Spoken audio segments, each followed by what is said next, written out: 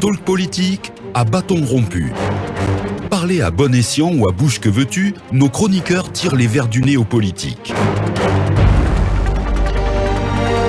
Mamadou Kali Diallo, activiste des droits de l'homme, responsable du bureau de Conakry, du programme de démocratie sans violence, la baïonnette intelligente. On va l'entendre sur l'acte de ces forces de l'ordre, et il faut le dire, qui ont procédé à l'interpellation de Fonike Mengue et compagnie. C'était hier. Bonjour à vous et bonsoir, monsieur Diallo. Bonjour, monsieur Bangoura, bonjour à l'équipe de Tonker et bonjour à vos millions d'auditeurs et téléspectateurs. Bien, vous, en principe, vous devriez être en studio, mais vous m'avez fait comprendre que ce n'était pas possible pour vous parce qu'il y a toujours des chauffeuries sur l'axe. Quelle est la situation actuellement sur l'axe, monsieur Kali? Non? Quelle est la situation qui prévaut actuellement sur l'axe? On sait que la baïonnette intelligente dont vous dirigez a son siège juste à côté. Est-ce que vous avez des infos sur l'axe? Si vous n'en avez pas, on passe directement au sujet.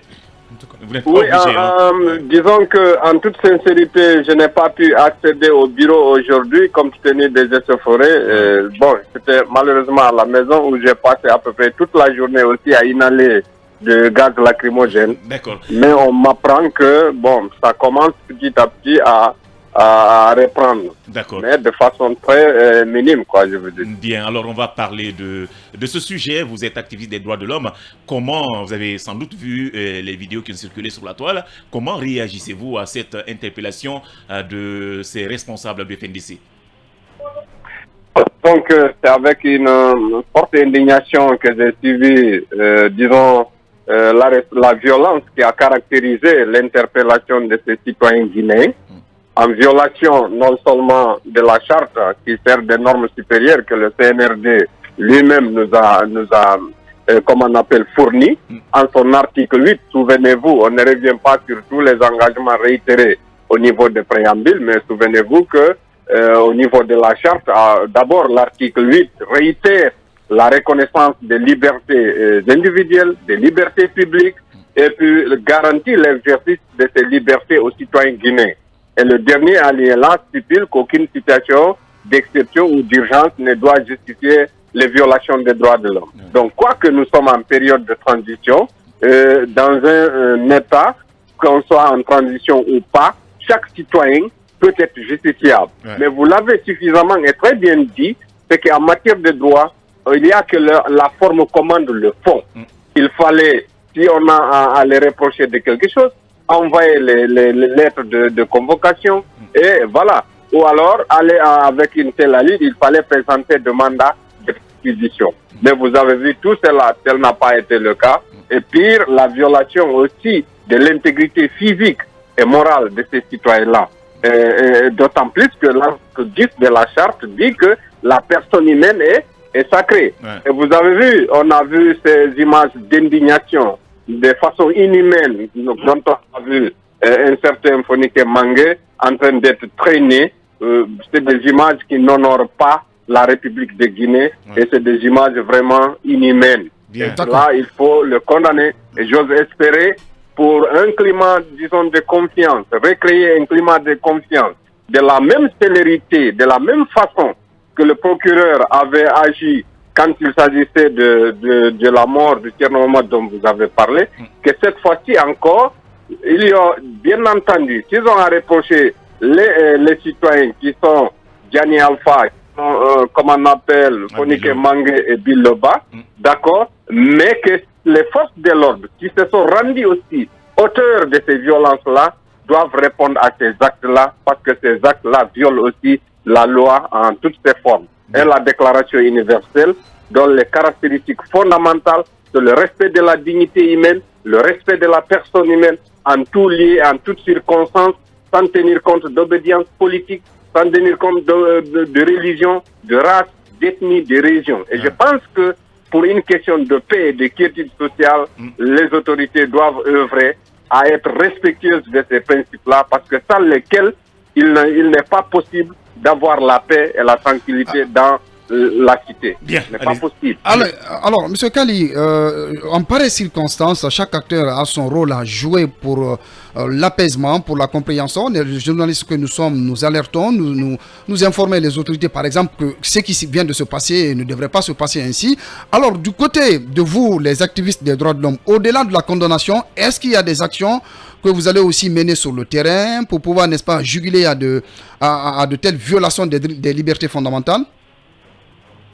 Oui, disons que, en fait, les organisations de défense des droits de l'homme, comme vous venez de le dire, sont en train de le faire aussi. Je rappelle que je suis revenu de l'intérieur du pays le 23. Nous sommes en train d'outiller les forces c'est-à-dire, on est parti au-delà même des jeunes de l'acte dont vous parliez, au-delà des forces de sécurité, nous sommes en train d'outiller les acteurs impliqués au maintien d'ordre. Parce qu'effectivement, vous posez une problématique importante. Parce que cette problématique de la réquisition, nous nous sommes rendus compte parfois même, vous savez, dans les conditions normales, quand les forces de l'ordre quittent leurs unités pour aller maintenir ou rétablir l'ordre, en fait, elles doivent être, comme on appelle, elles doivent être requises par les autorités, les responsables hiérarchiques ou bien les autorités civiles quand c'est dans un état de droit. On est en état d'exception, mais vous savez, dans les conditions normales, dans un état de droit, elles doivent être soumises aux autorités civiles. Et nous nous sommes rendus compte même que parfois même, ceux qui sont habilités à délivrer ces demandes de concours ou de perquisition n'avaient pas les contenus, la connaissance réelle. Nous sommes en train d'œuvrer dans ce sens.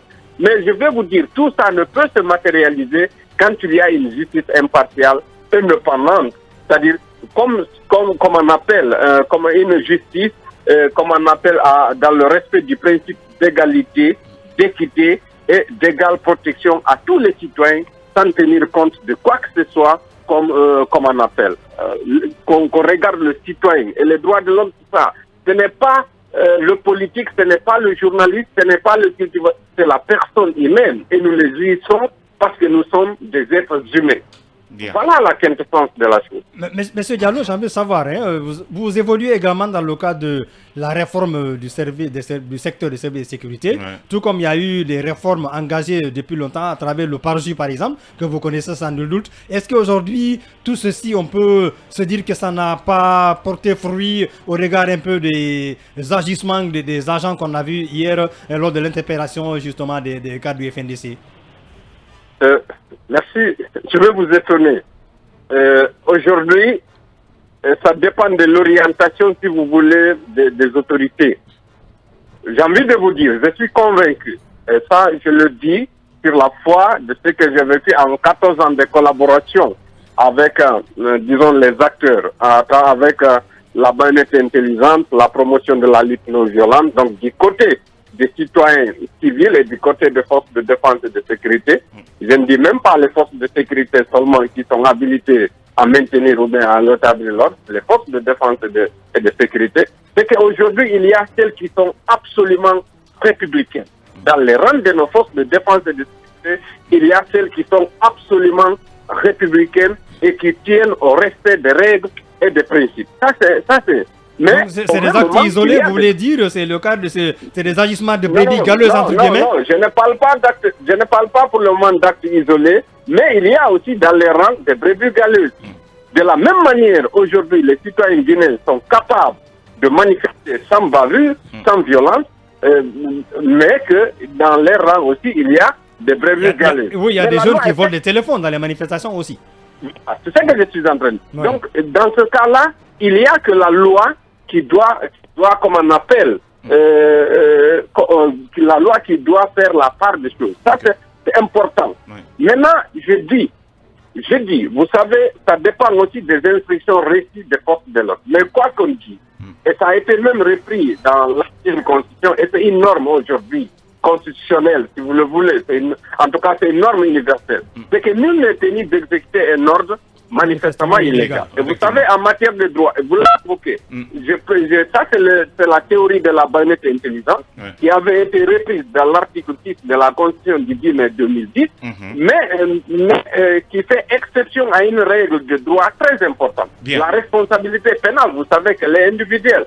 sauf avec la théorie de la baïonnette intelligente, c'est D'accord. que quand il y a bavure policière, et celui qui est auteur direct de la bavure, et celui qui Le a donné donneur cet ordre sont tous pénalement responsables. D'accord. Vous voyez, D'accord. il suffit juste qu'il y ait une volonté de faire la lumière sur les circonstances de ces violences-là. Merci. Je pense que ça pourrait créer un climat de confiance aussi entre les acteurs sociopolitiques. Merci infiniment à vous, Mamadou Kali Diallo. Je rappelle que vous êtes activiste des droits de l'homme. Merci à vous, chers talkers et aux auditeurs. On se reprend demain. Au revoir.